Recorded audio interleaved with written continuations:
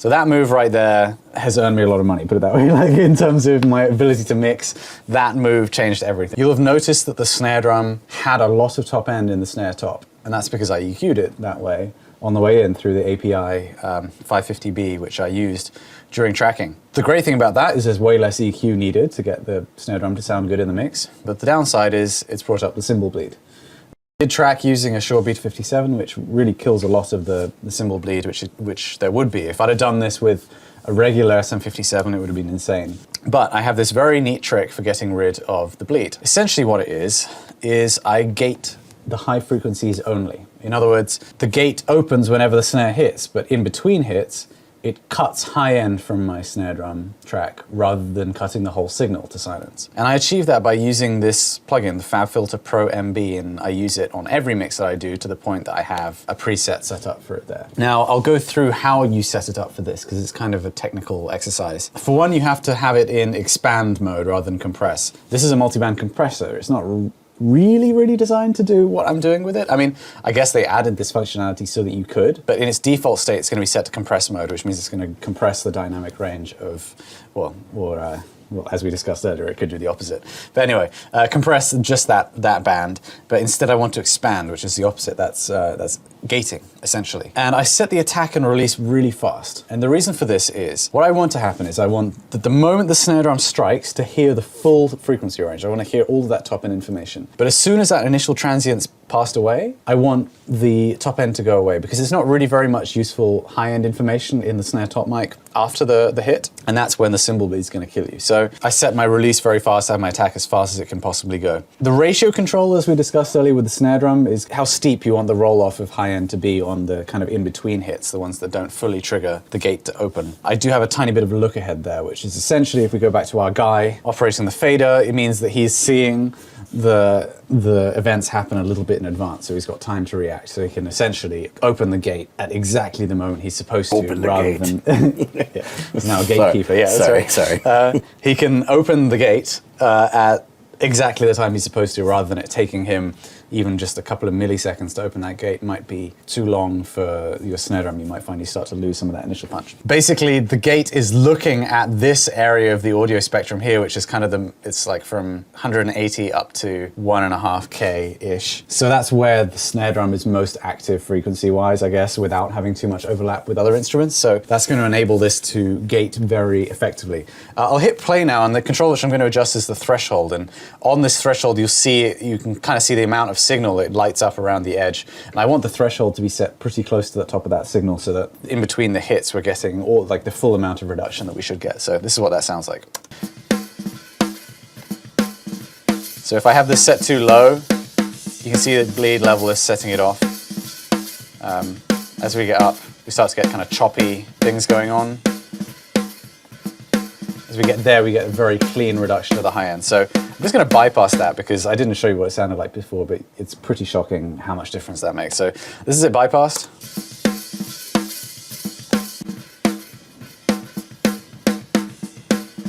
So that move right there has earned me a lot of money, put it that way. Like in terms of my ability to mix, that move changed everything because suddenly you can use a natural snare drum track and you can EQ and compress it aggressively and not run into issues with bleed. So that trick right there I can't stress enough how much of a lifesaver that is. Again, I'll just show you a before and after.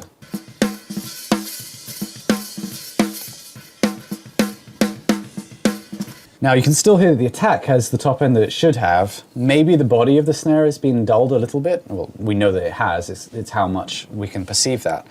But of course, I also mic'd the bottom of the snare, which is picking up the sizzly sound from the snare wires themselves. And I'm not going to process that with the same processing. That's why I don't do this on the whole snare bus. I just do this to the snare top because what that means is the sustain of the snare wires is going to have all the top end it should have, which should mean that when you put the two together, you're never going to know that that bit of processing existed. So put that next to my snare top and I'm going to pull down the fader on the snare bottom until it's sitting right. In fact, I'm going to start with it nothing and bring it up.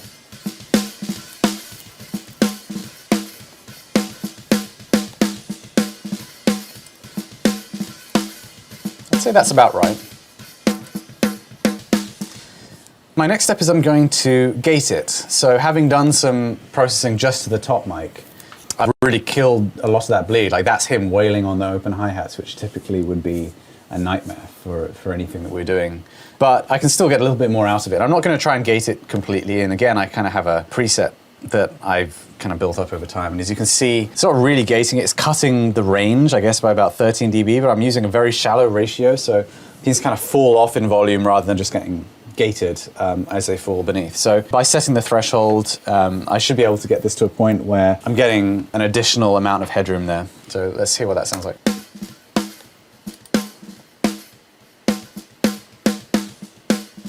So without.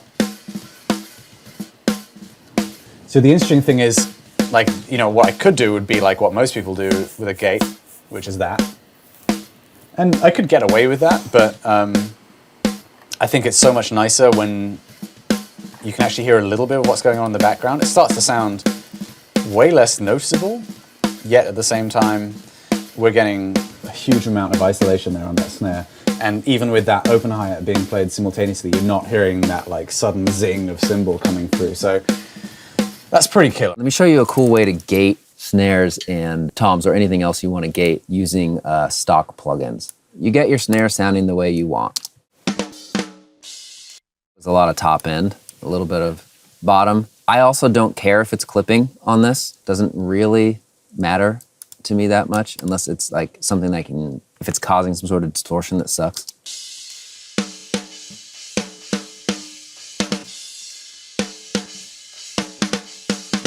So to me, that snare is bright enough now where I could probably put it in the mix. What you will do next is you will duplicate this snare track, which I have already done here, but I'll do it again just for the sake of. So we duplicate this, everything, yes. Now, let's move this down, put a stock compressor on. Attack time as fast as it'll go, release as fast as it'll go, ratio as high as it'll go. You're basically wanting to create a limiter, but I found that when you throw a limiter on here, it doesn't do it as well.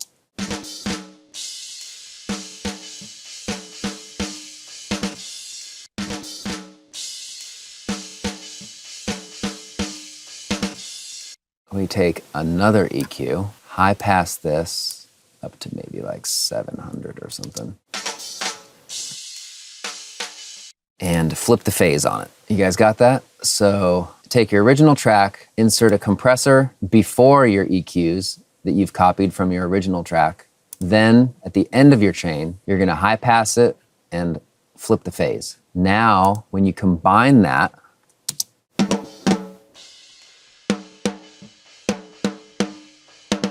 essentially what you're doing now is phase canceling all of the top end, and then every time your snare hits, it ducks for a hot second, causing that phase canceled signal to duck, which no longer phase cancels your top end. Awesome trick. Something to pay attention with this trick though. That is how you get it. It is important to note that the relationship between the phase canceled high pass track and the original track directly affects the amount of cymbal reduction that you have. So you could use this creatively if you wanted to bring in some extra cymbal bleed, or if you feel like this is just too much, or if it sounds too weird. So I'll play with the volume of this and you can kind of get an idea of how you can see how it's working.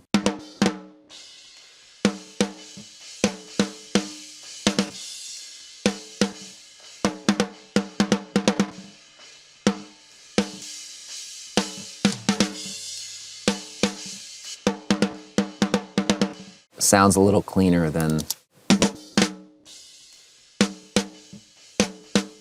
Once you get to that point, I would recommend that you create a bus to send these to and print those to a new track. A little note, you'll probably have to duck those by a little bit because when you're combining two tracks... Coming in pretty hot. Yeah. This is snare top just bounced down from this, which is so much stuff. So I'm just going to go through it. It's literally filled to the brim with plugins. You know, like I said, this mix is like, I need to step shit up. So I'm trying everything and it is what it is. It's not elegant by any means. This is so heavy processing wise. So it's fucking up my parallel buses. So it's going to start flamming. So I'm sending this straight to master now, just to demonstrate. This is bounced down so we can hear how it sounds in full. So the first thing here is soothe for the cymbals.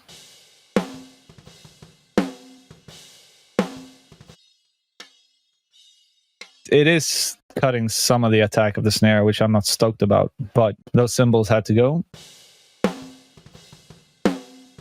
And then one off 1 million EQs. So we have, for some reason, some mid boost and just cutting some ringing stuff.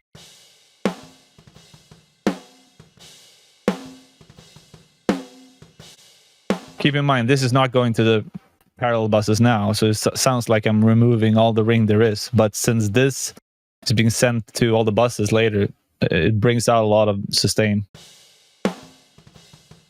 Then we have even more EQ, boosting some highs, cutting some mids.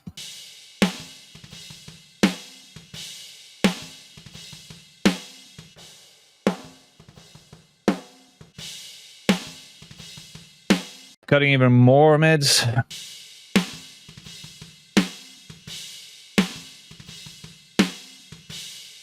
Then we have this bleed trick. I have another bleed trick that I use, but I probably added this in because I felt it didn't do enough.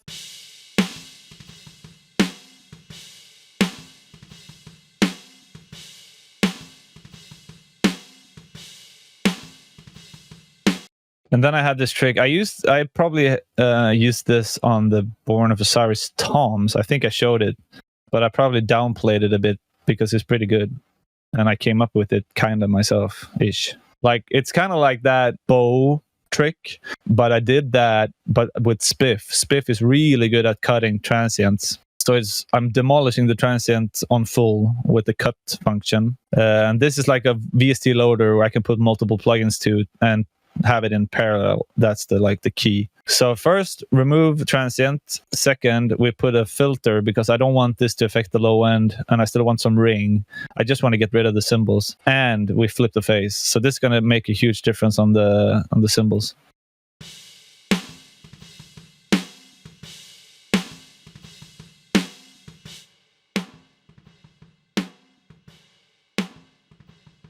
Whoa! Holy shit! Yeah, it's sick. It kind of brings the volume down, but yeah. Then I have 2 gates for some reason that no one knows. Let's see what it is. Wow. Okay, 1 gate is like a normal gate, and 1 gate is like has a longer, or like what's it called, deeper range, and kind of make sure everything is really silent if it's supposed to be silent. So if this is only on, there will still be some bleed, but this kind of makes sure everything is silent.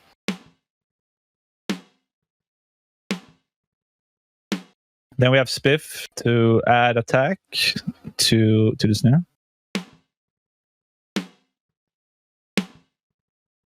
Here's the delta, so you can hear what it does.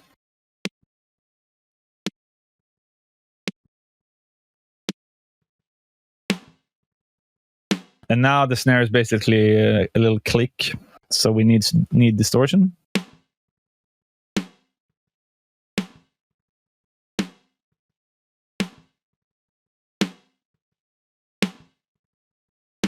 Yep, and then we make that inactive, and this is like the bounce down version of that has this EQ move, this gate, and this is going through all the buses now as well.